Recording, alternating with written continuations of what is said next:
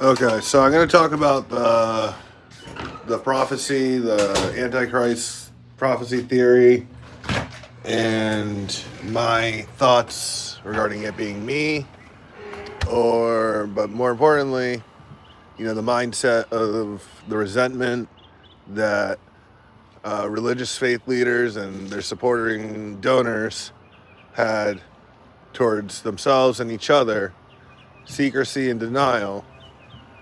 And it's part of its NDA world, but then it's also NDA understandings and just denial, denial, denial. And this race for self-accountability isn't something that's realistically going to be forced.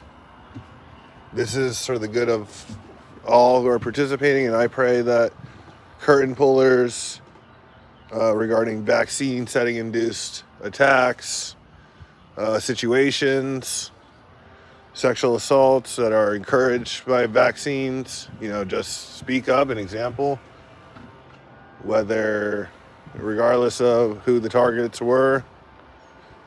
And then it's also, things like human trafficking, which isn't always sexual, racketeering, which again, there's probably more racketeering than human trafficking per se in the world. And the line will start to move, and it probably already is.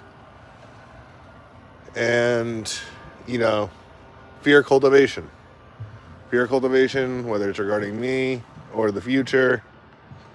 And sometimes fear has its place in the world as coach, but outside of not doing things you shouldn't be doing,